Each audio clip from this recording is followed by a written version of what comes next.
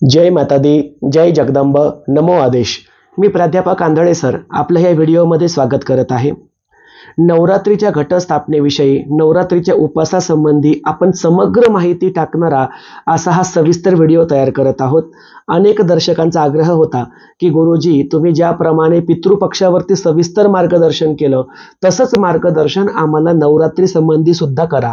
म्हणजे अगदी त्यामध्ये नवरात्रीचा उत्सव म्हणजे काय, घटस्थापना कशी करावी, उपवास कसा धरावा, त्यामध्ये काय खावं, काय खाऊ नये, कुठले ग्रंथ वाचावे, कुठले मंत्र वाचावे, झोपण्याचे, उठण्याचे, बसण्याचे काही नियम असतात का, काही पथ्य असतात का, असा सविस्तर पद्धतीचा व्यासंग आजच्या ह्या व्हिडिओमध्ये आपण घडवणार आहोत।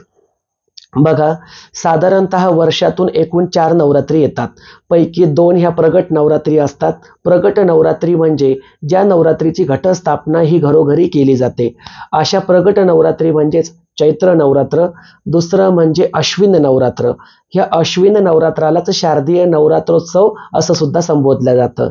आणि उरलेल्या 2 नवरात्री ह्या गुप्त नवरात्री असतात।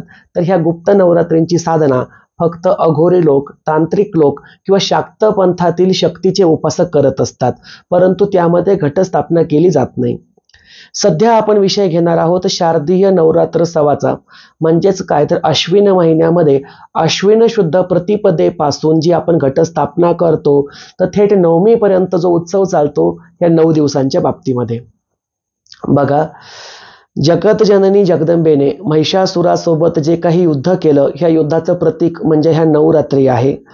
9 दुर्गांचं प्रतीक म्हणून सुद्धा ह्या नवरात्री आहे, ज्यामध्ये शैलपुत्री असेल, ब्रह्मचारिणी असेल, कुष्मांडा असेल, स्कंदजननी असेल, सिद्धिदात्री असेल, कालरात्री असेल, महागौरी असेल, अशा पद्धतीनुसार संपूर्ण 9 देव्यांचे 9 दिवस असे हे ठरलेले असतात।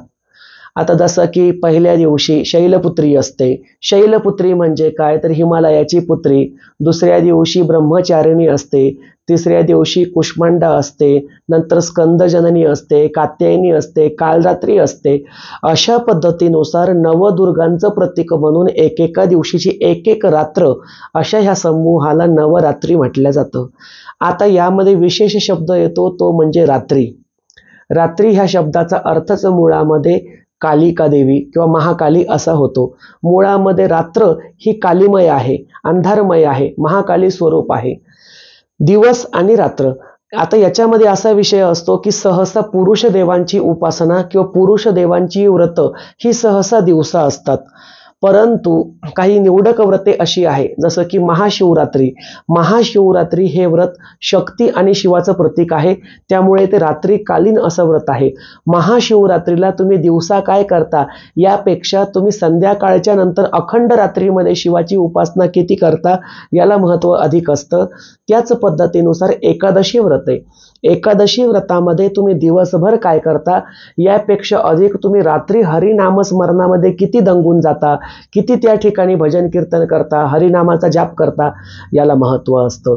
त्याच पद्धतीनुसार नवरात्री, नव म्हणजे 9, रात्री म्हणजे संध्याकाळ, रात्र, तुम्ही दिवसा देवीची आराधना किती करता यापेक्षा तुम्ही रात्रीकालीन साधना केली पाहिजे, हा गुपित अर्थ या नवरात्रीचा असतो। मुळामध्ये जगदंबा देवी ही रात्री आहे, तिचं नावच कालरात्री, म्हणजे काळाचीही जी रात्र, काळाचा नाश करणारी अशी कालरात्री, त्याच्यामुळे ह्या देवीला कालरात्री म्हटल्या गेलं। या देवीला मोहरात्री म्हटल्या गेलं, तिला मोहनिद्रा सुद्धा म्हटल्या गेलं, असे निरनिराळे नावं आपल्याला ह्या जगदंबेचे आढळतात। आता ह्या 9 दिवसांमध्ये घटस्थापना घरोघरी केली जाते, परंतु त्यामध्ये सुद्धा अनेक पद्धती आहे। जसं की मी तुम्हाला सांगतो, एक नावागावाचं उच्चार करून मी या ठिकाणी सांगतो। एक अतिशय चुकीचा आणि खेदजनक घटस्थापनेचा प्रकार मला बघायला मिळाला। 2 गावाची नावं मी या ठिकाणी घेणार आहे। पहिलं गाव आहे श्रीकृष्णनगर, जालना जिल्हा। श्रीकृष्णनगर या गावामध्ये नवरात्रीमध्ये माझ्या एका शिष्याच्या घरी मी गेलेलो होतो भेटीसाठी, आणि वैशिष्ट्य असं की हा श्रीकृष्णनगरचा जो माझा शिष्य आहे हा लिंगायत वाणी समाजाचा आहे, लिंगायत धर्माचा आहे, आणि त्याच्या स्वतःच्या शेतामध्ये श्री रेणुका देवीचं भव्य मंदिर आहे। आता ही जी रेणुका देवी आहे ही संपूर्ण श्रीकृष्ण नगरची त्या ठिकाणी ग्रामदैवत आहे. त्यामुळे त्या गावामध्ये स्वतःच्या घरामध्ये घट न बसवता तो सर्व घरोघरी एक एक जण येऊन देवीच्या मंदिरामध्येच घट बसवला जातो.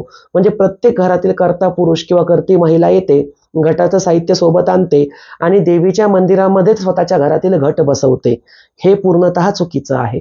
तुम्ही देवीच्या मंदिरामध्ये घट बसवू शकता, परंतु तुम्हाला तुमच्या घरी सुद्धा वेगळा घट बसवणं गरजेचा असतो, तो त्या ठिकाणी आवश्यक असतो. ज्या पद्धतीनुसार आपण आपल्या घरातील एखादा पाहुणा घराच्या बाहेर मुक्कामाला थांबला तर त्याला घराच्या बाहेर ताट वाढून नेऊन देतो, परंतु घरामध्ये येऊन स्वतः जेवण करतो, त्याच पद्धतीनुसार ग्रामदेवतेच्या मंदिरामध्ये घटस्थापना करायची पूर्वापार परंपरा जर तुमच्या गावामध्ये असेल, तुमच्या कुळामध्ये असेल, तुम्ही त्या ग्रामदेवतेच्या मंदिरामध्ये घटस्थापना करू शकता. दररोज जाऊन त्या ठिकाणी पूजापाती करू शकता, परंतु तुमच्या राहत्या घरामध्ये देवघरासमोर सुद्धा तुमची घटस्थापना वेगळी व्हायला पाहिजे. तर मी त्या ठिकाणी काय बघितलं, असा एक गड्डा खणलेला होता, जो गड्डा साधारणतः 2 फूट खोलीचा असावा. या गड्ड्यामध्ये सर्व त्या गावातील महिलांनी स्वतःचे घट मांडलेले होते, म्हणजे कलश स्थापना केलेली होती नवरात्रीची. आता खाली घट झाले, त्याच्यावरती दुसऱ्या महिला आल्या, त्यांनी स्वतःचे गट ठेवले, पुन्हा काही आल्या त्यांनी तिसरे गट ठेवले. अक्षरशः एका घटावरती 3-3, 4-4 घटाचे थरच्या थर त्या गड्ड्यामध्ये जमा झाले. मी तो प्रकार बघतच राहिलो.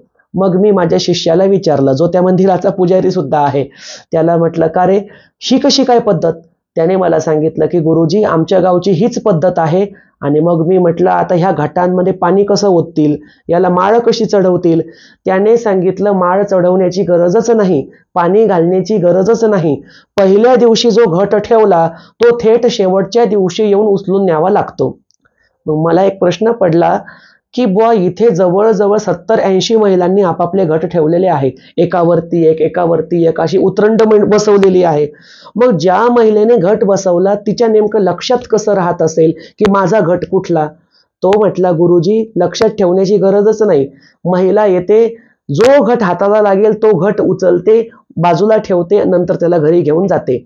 म्हणजेच काय, तर कोणत्या महिलेने कोणत्याही महिलेचा घट उचलून घरी नेला तरी सुद्धा चालतो, अशी ह्या गावची पद्धत. अशी पद्धत अक्षरशः चुकीची आहे, कारण घटस्थापना केल्यानंतर त्या घटाला उचलणे हा अपराध आहे. घटावरती घट मांडत जाणे हा सुद्धा धर्मशास्त्रानुसार अपराध आहे. असे प्रकार आपण त्वरित थांबवले पाहिजे. दुसरा प्रकार येतो तो म्हणजे या ठिकाणी एक गाव आहे, ज्या गावामध्ये श्री तुळजाभवानीचं अंशात्मक स्थान आहे, म्हणजे उपस्थान आहे. त्या गावाचं नाव आहे टाका शिवणी, तालुका सिंदखेड राजा, जिल्हा बुलढाणा. एकदा नवरात्रीमध्ये मी ह्या टाका शिवणीला तुळजाभवानीच्या अंशात्मक स्वरूपाच्या दर्शनासाठी गेलो होतो. 5 ते 6 वर्षापूर्वीचा हा विषय असेल. तिथे सुद्धा सर्व गावातील लोक मिळून देवीच्या मंदिरामध्येच घट बसवत होते.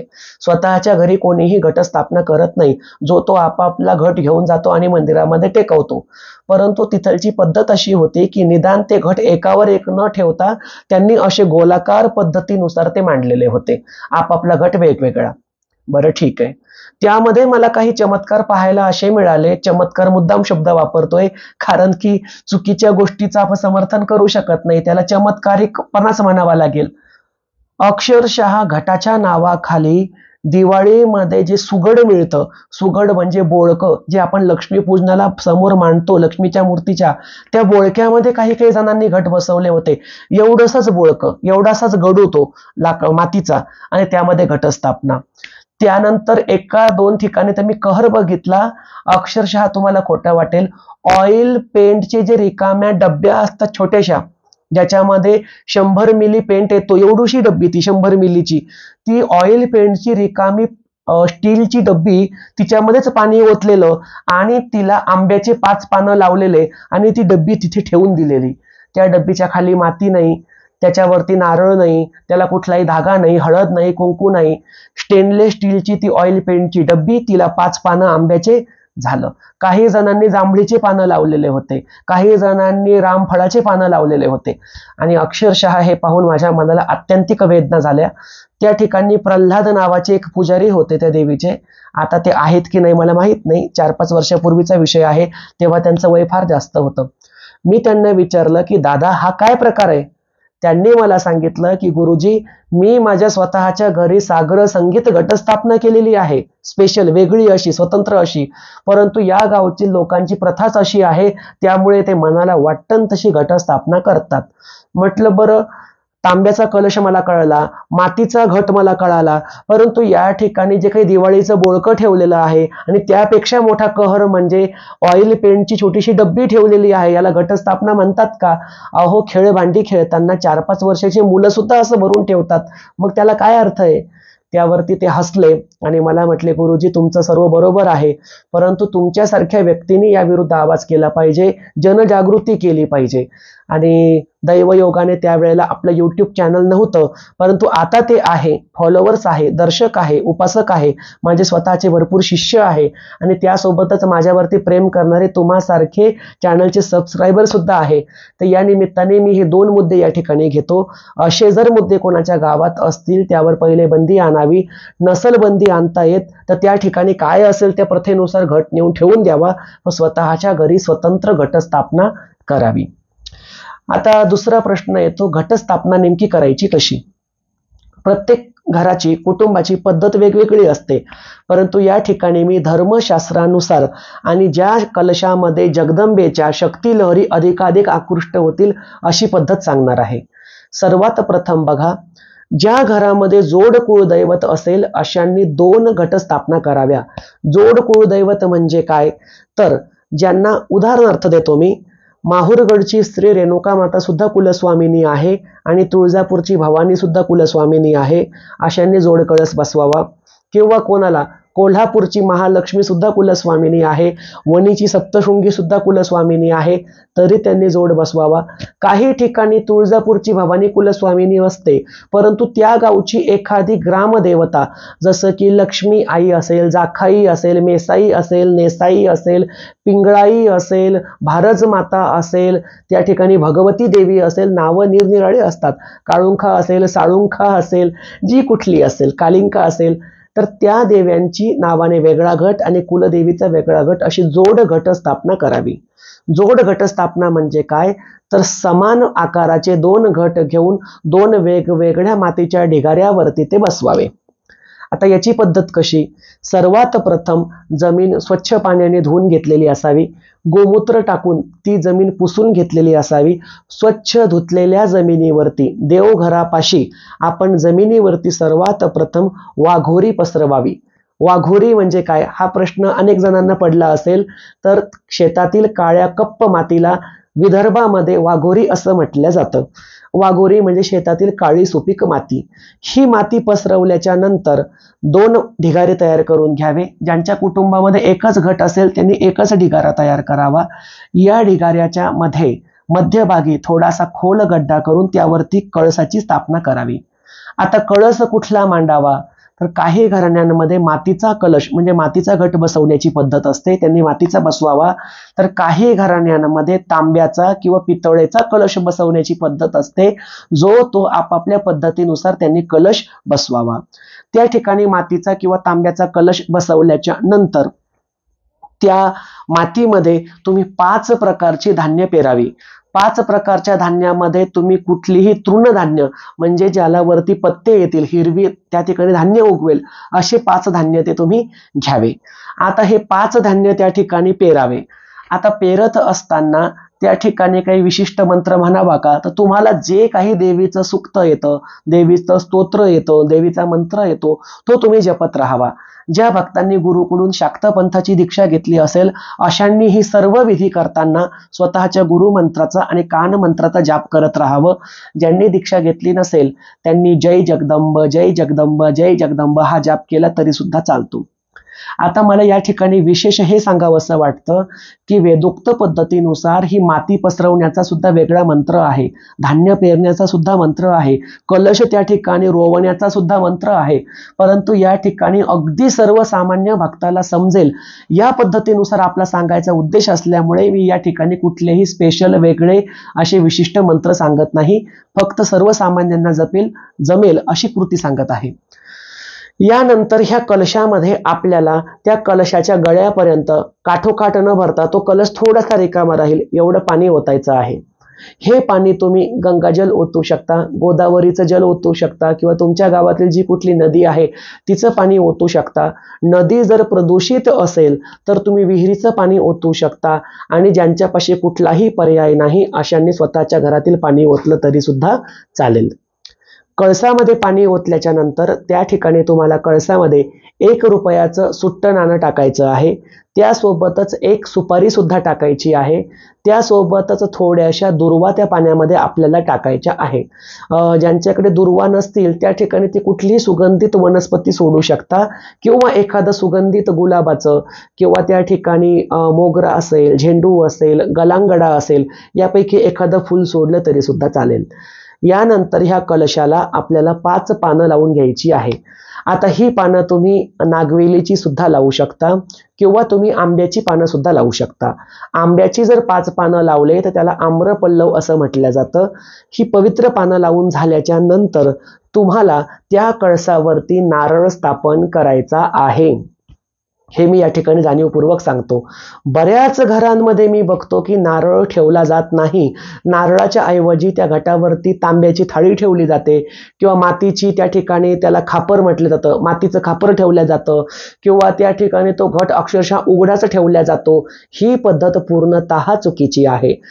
त्या नारळा म्हणजे जो घट आहे, घट हे जगदंबेचं शरीर मानण्यात येतं, आणि त्याच्यावरती असणारा नारळ हे जगदंबेचं मुखकमल म्हणजे ते शीर मानण्यात येतं. जर तुम्ही त्यावरती नारळ ठेवला नाही तर फक्त जगदंबेच्या झाडाचीच पूजा केल्याचं पुण्य आपल्याला मिळेल. संपूर्ण जगदंबेची पूजा अर्चा त्या ठिकाणी घडणार नाही. त्यासोबतच धर्मशास्त्रानुसार श्रीफळ कुठल्याही कळसावर स्थापन केल्याशिवाय, म्हणजे नारळ घाटावरती मांडल्याशिवाय, त्या ठिकाणी कुठल्याही देवतेची सकारात्मक ऊर्जा आकृष्ट होत नसते. नारळामध्ये पाणी असतं, नारळाला 3 डोळे असतात. नारळाचा हा पाण्याचा भाग खाली आणि 3 डोळे वरती करून जेव्हा नारळ आपण कळसावरती ठेवतो त्यावेळेला नारळाचे 3 डोळे स्वतःकडे रज, तम आणि सत्व म्हणजेच राजसिक, तामसिक आणि सात्विक भाव खेचतात. थोडक्यात काय तर ब्रह्मा, विष्णू, महेश आणि काली, लक्ष्मी, सरस्वती म्हणजेच महाकाली, महालक्ष्मी आणि महासरस्वती यांची त्रिगुणात्मक ऊर्जा ते स्वतःकडे खेचत असतात. त्यामुळे प्रत्येक घटावरती नारळ बसवायलाच हवा, हे मी या ठिकाणी जाणीवपूर्वक सांगतो. आता ज्यांच्या कुटुंबामध्ये या आधी नारळ बसवत नसतील त्यांनी काय करावं? जे नारळ बसवत नसतील त्यांनी या वर्षीपासून त्या ठिकाणी 1 रुपयाचं सुट्टं नाणं, 2 नागवेलीचे पानं, त्यावरती 1 सुपारी जगदंबेच्या चरणाशी ठेवावी. तिला मनोमन नमस्कार करावा. सांगावं, हे माते जगदंबे, आम्ही या आधी तुझ्या घटस्थापनेला नारळ बसवत नव्हतो, आम्ही या वर्षीपासून नारळ बसवणार आहोत, त्याची आम्हाला मान्यता दे. अशा पद्धतीने तिला तुम्ही पान सुपारीचा मान देऊन घटावरती नारळ बसवू शकता. घटावरती नारळ स्थापन झाल्याच्या नंतर तुम्हाला 9 दिवसापर्यंत त्या घटाला दररोज पाण्याचं प्रोक्षण करावं लागतं. पाण्याचं प्रोक्षण म्हणजे काय तर जी आजूबाजूची वाघोरी आहे, काळी माती आहे, जिच्यावरती आपण धान्य पेरलं होतं त्याला पाणी शिंपडावं लागतं. यामध्ये सुद्धा एक सूचना मला अशी सांगावीशी वाटते की काही कुटुंबांमध्ये मला माहिती आहे सरळ लोटा भरून पाणी घेतात आणि ते नारळाच्या डोक्यावरती ओतायला सुरुवात करतात. हे पूर्णतः चुकीचं आहे. 9 दिवसामध्ये घटाच्या नारळावरती पाणी ओतू नये. त्याच्या अवतीभोवती ते पाणी हाताने शिंपडावं. त्याचा उद्देश हा असतो की माती पूर्ण ओली राहील आणि त्या ठिकाणी धान्य उगवायला मदत होईल. दुसरा विषय म्हणजे नवरात्रीच्या 9 दिवसामध्ये या घटावरती आपल्याला 9 प्रकारच्या माळा सोडायच्या असतात. या माळा कुठल्या असाव्या हे सुद्धा मी सांगतो. 9 दिवस तुम्ही कुठल्याही सुगंधित फुलाच्या माळा सुद्धा सोडू शकता. या फुलाच्या माळेमध्ये 9, 21 किंवा 51 फुलाची ही माळ असावी तुमच्या घरातील पद्धतीनुसार. आता या ठिकाणी माळ सोडत असताना काही घराण्यांमध्ये पद्धत असते जसं की पहिल्या दिवशी नागवेलीच्या पानांची माळ तयार करून ती घटाला सोडली जाते. हे सुद्धा अतिशय उत्तम आहे. त्यासोबतच जी ललिता पंचमी असते म्हणजेच 5वा दिवस असतो, 5वी माळ असते. या 5व्या माळेच्या दिवशी तुम्ही त्या ठिकाणी लवंगाची माळ सोडली असता घरामध्ये आर्थिक सुबत्ता येते. त्यासोबतच जी 7वी माळ असते, 7वा दिवस असतो, या 7व्या माळेला तुम्ही विलायचीची म्हणजेच हिरव्या वेलचीची माळ तयार करून ती सुद्धा सोडू शकता. याने घरामध्ये लक्ष्मीचा निवास कायम राहतो. हे गुप्त तोडगे असतात. किंवा तुम्ही सरळ 9 दिवस फुलांच्या माळा सुद्धा सोडू शकता. आता फुलांच्या माळा सोडताना त्या माळा घटावरती आधांतरी टांगलेल्या असाव्या किंवा घटावरती लोंबकळत असाव्या, अशा पद्धतीने आपल्याला सोडायच्या असतात. अशा पद्धतीनुसार आपण घटस्थापना करायची आहे. आता या घटस्थापनेच्या नंतर जे तुमच्या देवघरामधील देव असतील, म्हणजे पितळी मूर्त्या असतील, चांदीचे टाक असतील, इतर काही असतील, ह्या सर्व मूर्त्या तुम्हाला त्या घटाच्या अवतीभोवती नागवेलीचे पानं मांडून त्या नागवेलीच्या पानावरती बसवायच्या असतात. काही ठिकाणी नागवेलीच्या पानावरती मूर्त्या झोपवल्या जातात, त्या मूर्त्या झोपवायच्या नसतात, त्या फक्त नागवेलीच्या पानावरती मांडायच्या असतात आणि अशा पद्धतीने मांडायच्या असतात की कळसाची सावली, घटाची सावली हे पितळी मूर्त्यांना मिळेल. आता हा नियम का आहे तर हे सुद्धा सांगतो. ज्या वेळेला महिषासूर दैत्याने सर्व देवी देवतांना त्राहिमाम करून सोडलं, धावापळ करून सोडलं, त्यावेळेला हे सर्व देवी देवता डोंगर दऱ्यांमध्ये लपून बसले. त्यांनी जगदंबेची आराधना केली आणि ब्रह्मा विष्णू महेश यांच्या आग्रहास्तव जगतजननी जगदंबा दुर्गा स्वरूपाने महिषासूर मर्दिनीच्या स्वरूपाने प्रगट झाली. तिने महिषासुराचा नाश केला आणि ह्या जगतजननीच्या पदराखाली सर्व देवी देवता आले, तिच्या छत्रछायेखाली आले, त्यांनी तिची शरण घेतली. याचं प्रतीक म्हणून या कळसाच्या सावलीमध्ये 9 दिवसांत देवी देवतांनी रहिवास करावा अशी पद्धत असते. त्यामुळे त्या देवीच्या मूर्त्या, देवांच्या मूर्त्या आपण ठेवल्या पाहिजे, परंतु त्या झोपवू नये. दुसरा विषय म्हणजे 9 दिवसापर्यंत काही कुटुंबांमध्ये देवीच्या किंवा देवांच्या मूर्त्यांना स्नान घातलं जात नाही, परंतु हे चुकीचं आहे. मी तुम्हाला सांगतो, नवरात्रीच्या 9 दिवसांमध्ये देवीच्या देवाच्या मूर्त्यांना पंचामृताने, गाईच्या दुधाने, दह्याने, मधाने स्नान घालणं किंवा दररोज आपण जसं देवाला आंघोळ घालतो साध्या पाण्याने, ती आंघोळ घालणं चुकीचं नाही. हे या ठिकाणी मी जाणीवपूर्वक सांगतो. तुम्हाला अक्षरशः सांगतो, आपले 3.5 शक्तिपीठ आहे, ज्यामध्ये कोल्हापूरची अंबाबाई, माहूरची रेणुका, तुळजापूरची भवानी, वणीची सप्तशृंगी, 3.5 शक्तिपीठांमध्ये दररोज सकाळ संध्याकाळ तिन्ही त्रिकाळ जगदंबेची सालंकृत अभिषेक पूजा घालण्यात येते. त्या ठिकाणी जगदंबेला पाणी वाहू नये असा कुठलाही नियम नाहीये, त्यामुळे आपण सुद्धा तो नियम लावून घेऊ नये. 9 दिवस फक्त घटाला पाणी ओतू नये, बाकीच्या मूर्त्यांना आपण स्नान घालू शकतो. त्यामध्ये देवीच्या मूर्त्या जरी असतील त्यांना सुद्धा स्नान घालून आपण हळद कुंकाचा मान दिला पाहिजे. त्यानंतर नवरात्रीच्या 9 दिवसापर्यंत घटस्थापनेच्या जवळ अखंड नंदादीप किंवा समई आपल्याला तेवत ठेवायची आहे, पेटवून ठेवायची आहे. आता एखाद्या वेळेला असं होऊ शकतं की चुकून सपोज एखाद्या वेळेला ती जर अखंड जी वात आपण तयार केली होती ती विझली, तर काय करायचं? अशा वेळेला दचकून जाऊ नये, घाबरून जाऊ नये, मनामध्ये अपशकून आणू नये. विझलेली वात आपण पुन्हा नव्याने पेटवावी आणि जगदंबेची त्या ठिकाणी नाक घासणी करावी आणि दिवा विझल्याचं प्रायश्चित्त म्हणून आपण 108 वेळेला जगदंबेच्या नावाचा जाप करावा. अशा पद्धतीनुसार आपण अखंड नंदादीप ठेवायचा आहे. यानंतरचा विषय येतो फुलवरा. फुलवरा म्हणजे काय? तर विशिष्ट खाद्यपदार्थ हे जगदंबेच्या घटाच्या वरती टांगले जातात, त्याला फुलवरा असं म्हणतात. हा फुलोरा का बांधला जातो? तर हा फुलोरा म्हणजे एक प्रकारचं अन्नपूर्णेचा आशीर्वाद, लक्ष्मीची भरभराट व्हावी, या हा त्यामागचा हेतू असतो. ज्या ठिकाणी भयंकर आनंद असतो अशा ठिकाणीच फुलोरा बांधण्यात येतो. जसं ज्येष्ठा कनिष्ठा गौरी लक्ष्मी पूजनामध्ये तो बांधण्यात येतो, तसाच तो नवरात्रीमध्ये सुद्धा बांधण्यात येतो. तर नवरात्रीच्या 5व्या किंवा 7व्या माळेला तुमच्या घरातील रीतिरिवाजानुसार आपण फुलोरा बांधला पाहिजे. हा फुलोरा आपण त्या ठिकाणी गोड बत्ताशांचा सुद्धा बांधू शकतो. काही ठिकाणी मैद्याच्या किंवा कणकेच्या पुऱ्या लाटून त्यांचा सुद्धा फुलोरा बांधण्यात येतो. काही ठिकाणी वेणीफणीचा फुलोरा बांधण्यात येतो. वेणीफणी म्हणजे काय? तर कणकेचा विशिष्ट प्रकारच्या स्त्रीच्या वेणीसारखा गुंफलेला आकार तयार केला जातो आणि त्याचा फुलोरा बांधण्यात येतो.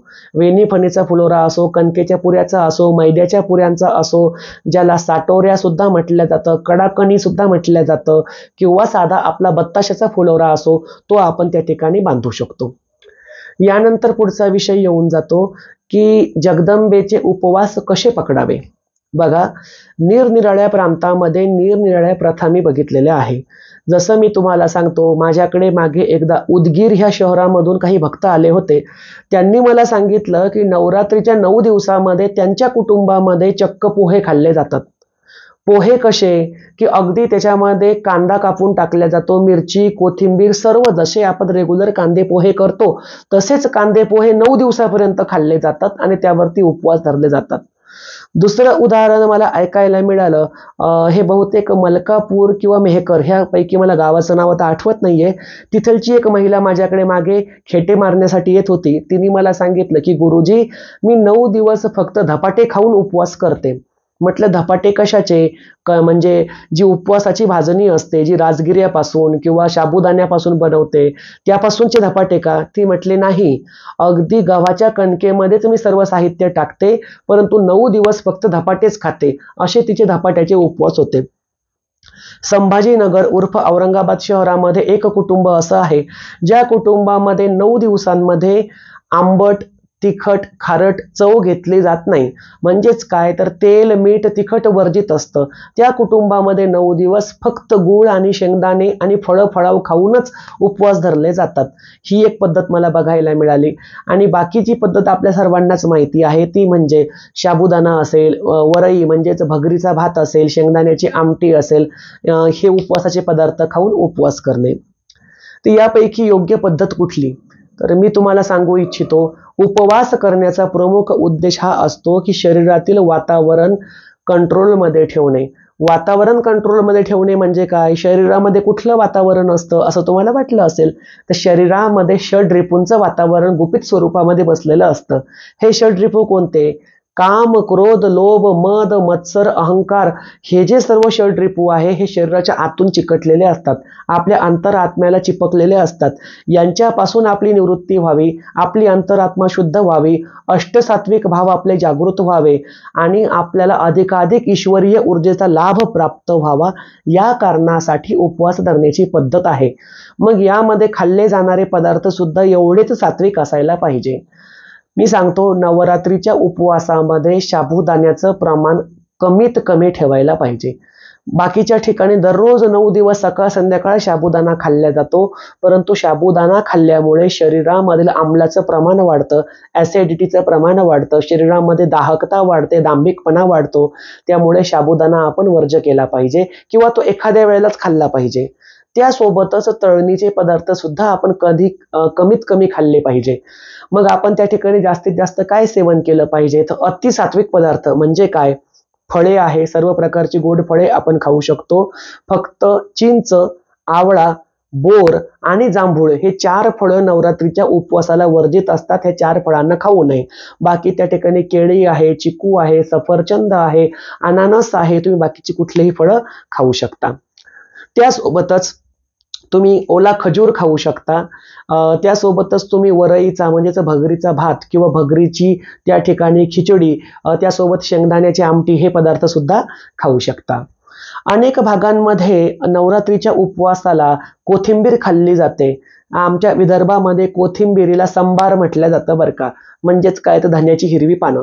ही कोथिंबीर, संबार, धन्याची हिरवी पानं नवरात्रीच्या 9 दिवसामध्ये खाऊ नये, कारण ते मसाल्याचं प्रतीक आहे.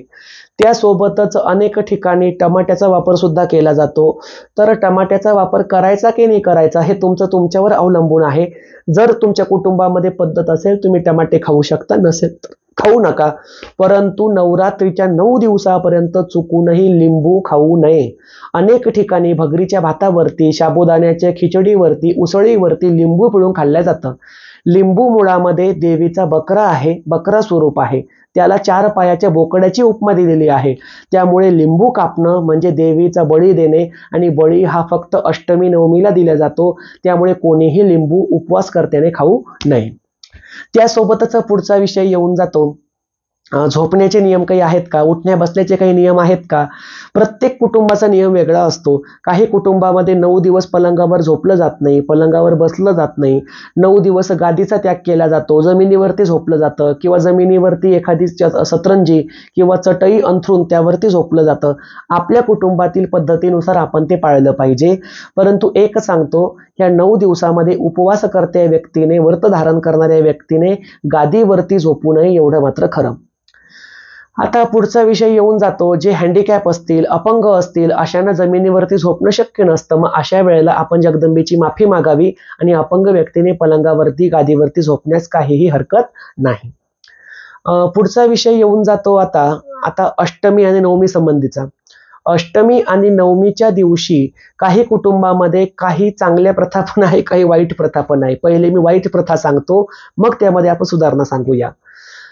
अनेक खेड्यांमध्ये सप्तमीच्या रात्रीच देवीचा होम पेटवला जातो. म्हणजे सप्तमी 7व्या माळेच्या दिवशी होम पेटवतात आणि रात्री 12 वाजता तो होम विझवतात आणि त्याच दिवशी देवीचं नवरात्र उठवून घेतात. म्हणजे 9 दिवसांचं नवरात्र पूर्ण घडत नाही, 7 दिवसांचंच नवरात्र घडतं, ज्याला आपण नवरात्री नाही सप्तरात्री म्हटलं पाहिजे. अशा पद्धतीने त्या प्रथाचा भंग होतो. याला कुठलाही धर्मशास्त्रीय आधार नाही. 7व्या माळेलाच होम करून हवन करून देवीचा घट हलवू नये. अष्टमीच्या दिवशी देवीचं हवन करण्याचं विधान आहे. अष्टमीच्या दिवशी हवन प्रज्वलित केला जातो. नवमीच्या दिवशी त्याची पूर्णाहुती होते, परंतु हे प्रत्येकाच्या घरी शक्य नाही. जसं की मोठमोठाले शक्तिपीठ असतात, त्या ठिकाणी अष्टमीला हवन पेटतो, प्रज्वलित होतो, त्यामध्ये धगधगीत अग्नी असतो, तो अख्खा दिवस अख्खी रात्र जळून नवमीपर्यंत तेवत असतो आणि नवमीला त्या ठिकाणी मग बलिदान करून तो होम विझवण्यात येतो. परंतु प्रत्येकाच्या घरी हे शक्य नसतं. त्यामुळे जरी तुम्ही अष्टमीला होम केला तरी सुद्धा घट हलवताना ते नवमीच्या दिवशी हलवावे, अष्टमीला हलवू नये, कारण नवरात्रीचे 9 दिवस त्या ठिकाणी पूर्ण व्हायला पाहिजे. काही ठिकाणी होमामध्ये काही वस्तू जाळल्या सांगतात, जसं की त्या ठिकाणी बांगड्या असेल, ब्लाऊजचा पीस असेल, साडी असेल, 5 फळं असतील. तर हे चुकीचं आहे की बरोबर आहे, असाही एक प्रश्न मला विचारण्यात आला होता. तर बघा, आपण जे अग्नीमध्ये समर्पित करतो ते थेट देवापर्यंत पोहोचतं, अशी एक श्रद्धा आहे, मानस आहे. त्यामुळे होमामध्ये जगदंबेच्या नावाने ओटी अर्पण करण्यामध्ये कुठलंही गैर नाही, ती आपण करू शकतो. परंतु आता मी काही गैरबाबींबद्दल बोलणार आहे. त्या गैरबाबी बघा. अष्टमीच्या होमामध्ये किंवा नवमीच्या होमामध्ये अनेक ठिकाणी मांसाहाराचा नैवेद्य टाकला जातो. खास करून हे काही विशिष्ट पंथांमध्ये मला बघायला मिळालं बरं का. मी या ठिकाणी यांची नावं घेणार नाही, त्या पंथांची किंवा त्या जातीची. परंतु त्या ठिकाणी असं आहे, ते म्हणतात आमची तुळजापूरची देवी किंवा आमची रेणुका माता मटणच मागते, म्हणजे मांसाहार मागते. मग ते बाजारामधून मार्केटमधून मटण विकत आणतात, कोंबड्याचं बकऱ्याचं मांस विकत आणतात, ते शिजवतात, त्याचे नैवेद्य तयार करतात आणि हेच नैवेद्य देवीला दाखवतात आणि हेच नैवेद्य देवीच्या होमात टाकले जातात. हे अतिशय भयंकर घोर असं पाप आहे. त्याचं कारण असं, जगदंबा स्वतः शाकाहारी आहे, मितभाषी आहे. तिला कुठल्याही प्रकारचा मांसाहार चालत नाही, समिष नैवेद्य चालत नाही. हा समिष नैवेद्य तिच्या दैत्याच्या नावाने आपण तिला देत असतो. त्यामुळे जर तुमच्या कुटुंबामध्ये मांसाहाराची प्रथा जरी असेल तरी हे मांसाहारी नैवेद्य तुम्ही तुमच्या घराच्या बाहेर 2 दगड स्थापन करून त्या दगडांना हळद कुंकू गुलाल किंवा शेंदूर लावून त्यांना दैत्य राजाचं स्वरूप मानून देवीच्या दैत्याचा मान म्हणून मटणाचा मांसाहाराचा नैवेद्य देऊ शकतो. देवीच्या घटाला मांसाहारी नैवेद्य दाखवू नये, देवीच्या मूर्तीला तो दाखवू नये. तसेच देवीच्या होमामध्ये मांसाहाराचा नैवेद्य टाकणे हे घोर पाप आहे. आता तुम्ही या ठिकाणी प्रश्न मला विचारू शकता की गुरुजी, मग तुळजापूरमध्ये जो अजाबळी दिला जातो त्याचं काय? तर तुळजापूरचा अजाबळी हा त्या ठिकाणी शिजवला जात नाही, तर त्या ठिकाणी बोकड्याचा बळी देऊन तो संपूर्ण बोकड्या होमामध्ये अर्पण केला जातो, जो कुकुरासुराचा घास असतो. तुळजाभवानीने ज्या कुकुर दैत्याचा वध केला त्याचा तो मान असतो. त्यामुळे बोकड्याचा मांस विकत आणून ते शिजवून खाणे हे फक्त आपल्या जिभेचे चोचले आहे, त्यापेक्षा त्याला वेगळं महत्व नाही. जगदंबेला वरण भात भाजी पोळी किंवा वर्णापूर्णाचाच सामिष नैवेद्य दाखवला गेला पाहिजे. काही परदेशी कुटुंबांमध्ये खीरपुरीचा नैवेद्य असतो, चण्याचा नैवेद्य असतो. तुम्ही मसाल्याचे चणे खीरपुरी सुद्धा दाखवू शकता. पुढचा विषय येऊन जातो की नवरात्रीचा होम पेटल्यावर काही महिलांच्या आणि पुरुषांच्या अंगामध्ये देवीचा संचार होतो. अंगामध्ये संचार येणं काही वाईट नाही आहे. बऱ्याच जणांच्या अंगामध्ये तो संचार येत असतो. माझ्या सुद्धा अनेक शिष्यांच्या अंगामध्ये तो संचार येतो.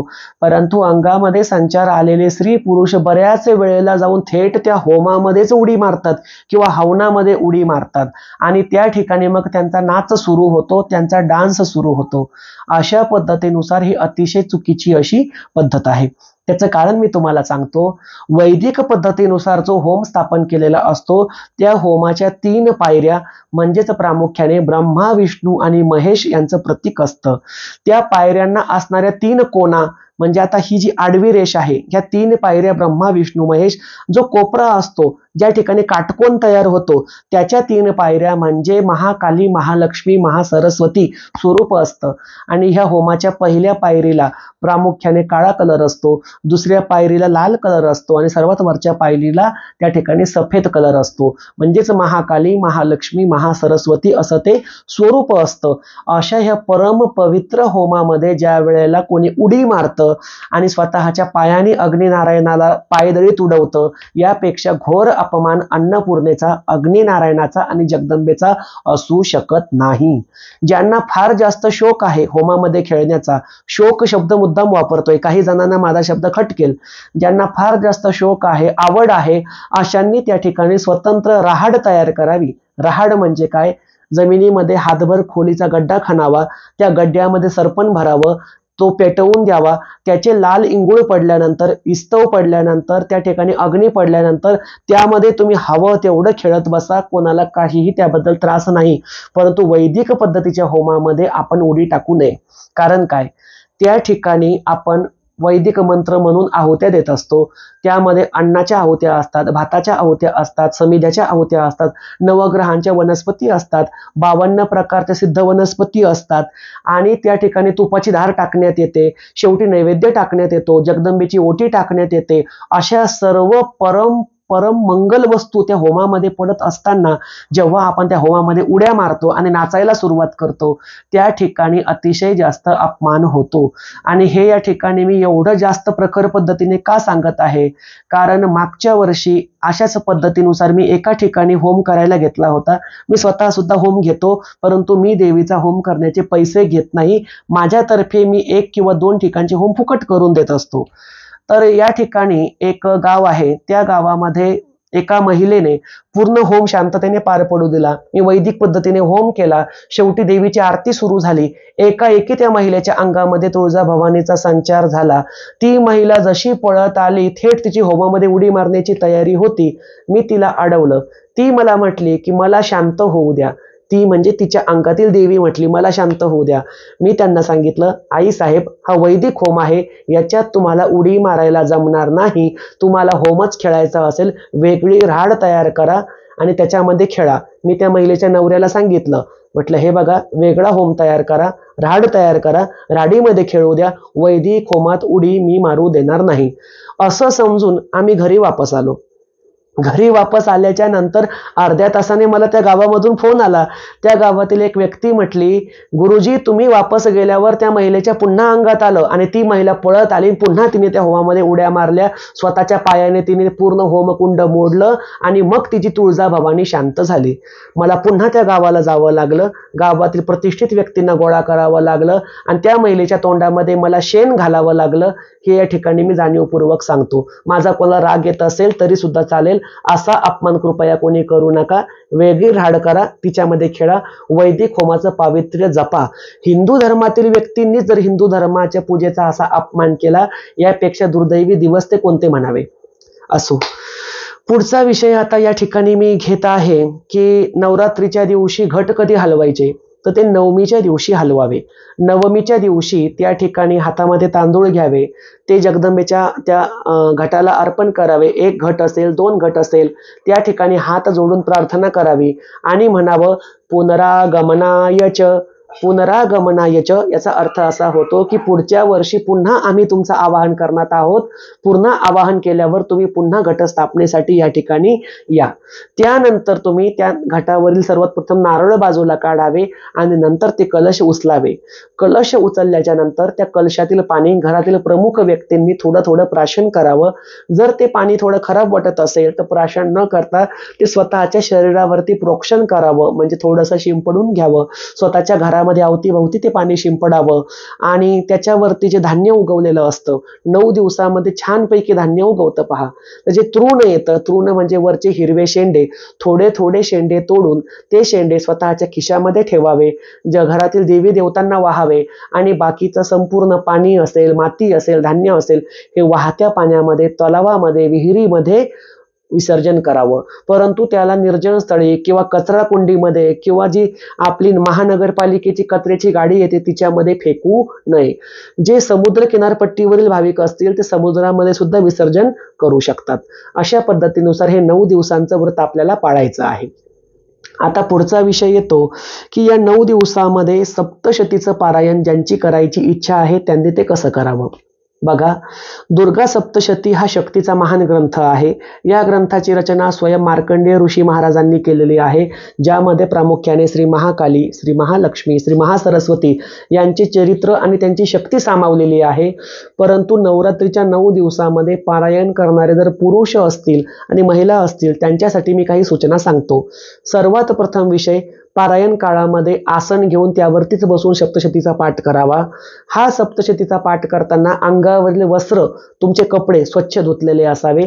त्या ठिकाणी तुपाचा दिवा लावून सुगंधित अगरबत्ती लावून तुम्ही हा वाचन करायचं आहे.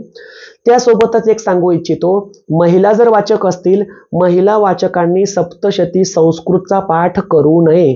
जी संस्कृतमध्ये सप्तशती आहे तिचा पाठ महिलांना वर्जित असतो. महिला त्या ठिकाणी प्राकृत सप्तशती, प्राकृत म्हणजे काय तर अर्धी मराठी आणि अर्धी संस्कृत ओवीबद्ध जी रचना असते तिला प्राकृत म्हटलं जातं.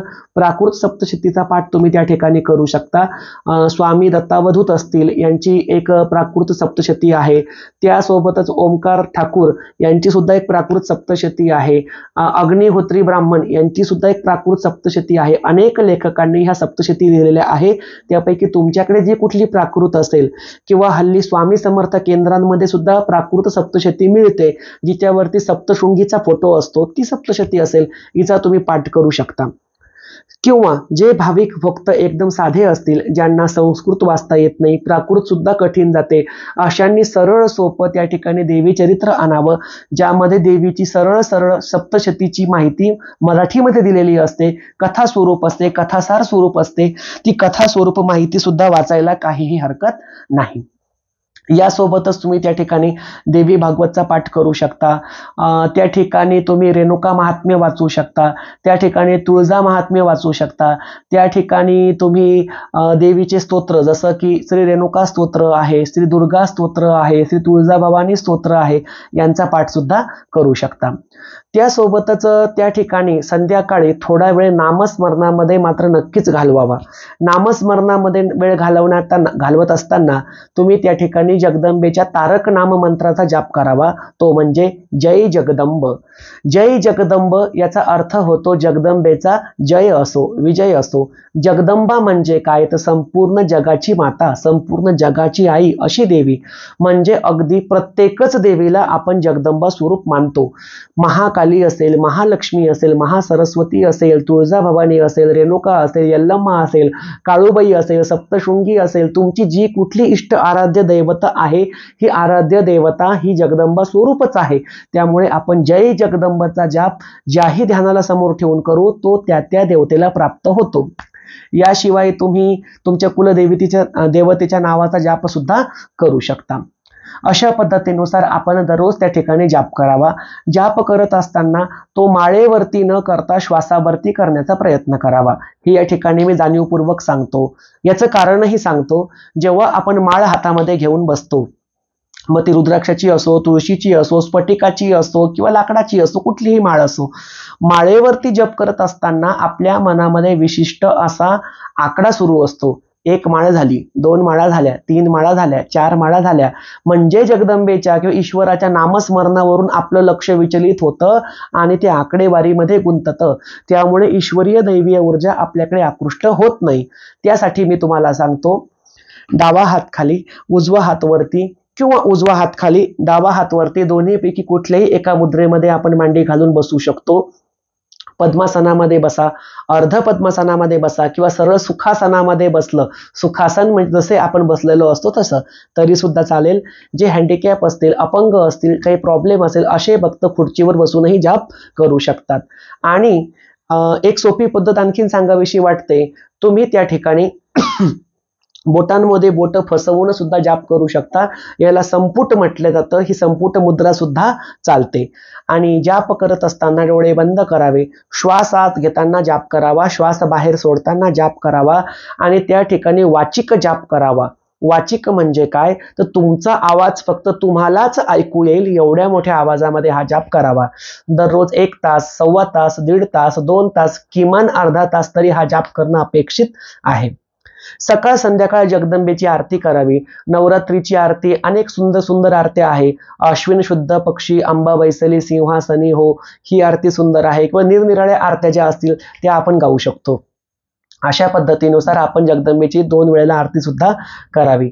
जगदंबेची आरती ओवाळल्यानंतर ती जमिनीवर ठेवावी आणि तिला एकदा पाणी फिरवावं. देवीच्या आरतीला पाणी फिरवल्याशिवाय ती आरती इतर लोकांना देऊ नये. तर अशा पद्धतीनुसार या ठिकाणी आपण ग्रंथ वाचन आणि आरती करू शकतो. तर अशा पद्धतीनुसार मला वाटतं की बरेचसे मुद्दे आपण ह्या व्हिडिओमध्ये घेतले. आता एक मुद्दा सांगावासा वाटतो, घट स्थापना कशाची करावी. काही घराण्यांमध्ये मातीचा घट बसवण्याची पद्धत असते. तुम्ही मातीचा घट सुद्धा बसवू शकता. काही घराण्यांमध्ये तांब्याचा कलश किंवा पितळेचा कलश बसवण्याची पद्धत असते, तो सुद्धा बसवू शकता. परंतु लोखंडाचा किंवा स्टेनलेस स्टीलचा कलश मात्र बसवू नये. या ठिकाणी मी सांगू इच्छितो, ज्यांची मातीचे कलश बसत असतील ती प्रथा चुकीची नाही, ती सुद्धा योग्यच आहे. परंतु नारळ मात्र प्रत्येक घटावरती असायलाच हवा. आणि या ठिकाणी एक विशेष सूचना मला ही द्यावीशी वाटते की जे आमचं जगदंबा देवी संस्थान देऊळगाव राजा नाथ गादी आहे, या गादीची वंश परंपरागत परंपरा जी माझ्या खुद्द गुरूंकडून माझ्यापाशी चालत आलेली आहे, ती परंपरा अशी आहे की आमच्या परंपरेमध्ये आम्हाला तांब्याचा किंवा पितळेचा कलशच बसवावा लागतो, मातीचा कलश वर्जित आहे. जोपर्यंत मी शाक्त पंथाची दीक्षा माझ्या परमपूज्य शाक्त पंथाचे गुरु परशुराम नाना अंभोरे यांच्याकडून घेतलेली नव्हती, तोपर्यंत मी मातीचाच घट बसवत होतो. आमच्या अनेक खानदानींपासून, कित्येक पिढ्यांपासून मातीचाच घट बसवण्याची पद्धत होती. परंतु ज्या क्षणी मी परशुराम नानांकडून दीक्षा घेतली त्या दिवसापासून मला तांब्याचा आणि पितळेचा कलश बसवावा लागला. तसेच आपल्या जगदंबा देवी संस्थांमध्ये माहूरगड निवासिनी, सौंदती निवासिनी रेणुकेचा एक घट आणि तुळजापूर भवानीचा एक घट असे 2 घट बसवले जातात. हे 2 घट म्हणजे भोपी कुळाचं प्रतीक आणि कदम कुळाचं प्रतीक असतं. भोपी कुळ म्हणजे काय, तर माहूरगडची श्री रेणुका माता आणि वणीची सप्तशृंगी या भोपी कुळाच्या अंतर्गत येतात. तर तुळजापूरची माता भवानी आणि कोल्हापूर महालक्ष्मी या कदम कुळाच्या अंतर्गत येतात. आणि माझ्यावरती जगदंबेचा हस्त असल्यामुळे, शिवाय 3.5 शक्तिपीठांची उपासना असल्यामुळे आपण कदम आणि भोपी दोनही कुळांचे 2 घट बसवत असतो. जे काही मला मानणारे आहे, फॉलोवर्स आहे, माझे शिष्य आहे, त्यांनी 1 घट बसवला तरी सुद्धा चालेल, परंतु तो इथून पुढे मात्र तांब्याचा किंवा पितळेचा बसवावा. आता या ठिकाणी हा विषय येऊन जातो की पूर्वापार ज्यांची मातीच्या घटाची प्रथा होती त्यांनी काय करायचं, तर त्या ठिकाणी त्यांनी पान सुपारी जगदंबेला ठेवायची, तिची प्रार्थना करायची आणि नवीन गुरुकुळाची पद्धत म्हणून घटाची पद्धत बदलून घ्यावी. ज्यांना गाव देवीच्या मंदिरामध्ये घट बसवण्याची पद्धत आहे, ग्रामदेवतेच्या मंदिरामध्ये घट बसवण्याची पद्धत आहे, त्यांनी तिथे सुद्धा वेगळा घट नेऊन बसवावा. परंतु स्वतःच्या घरामध्ये स्वतंत्र घट बसलाच पाहिजे.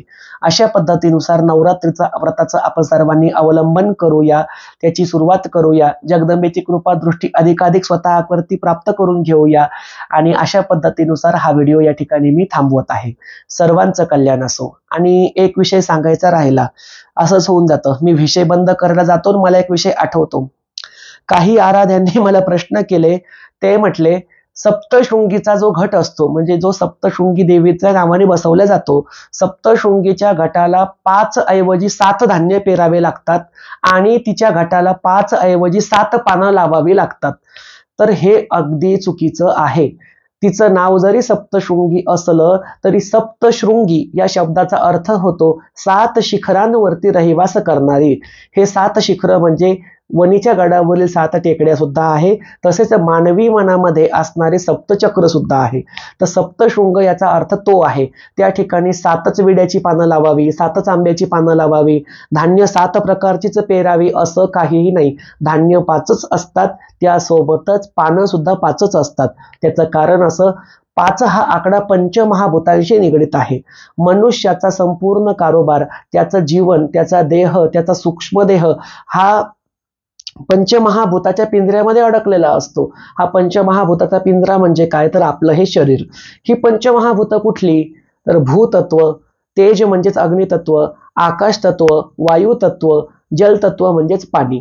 आता ह्या पंचमहाभूतांपासून आपला देह बनलेला आहे, त्याचं प्रतीक म्हणून 5च विड्याची पानं लावली जातात आणि मातीमध्ये 5च प्रकारचे धान्य पेरले जातात. सप्तशृंगी म्हणून तिला मग 7 धान्य किंवा वेगळं काहीतरी असा प्रकार करू नये, याला कुठलाही धर्मशास्त्रीय आधार नाही आहे. स्वतःच्या मनानेच असे बदल करून देवाची अवकृपा स्वतःकडे ओढवून घेऊ नये.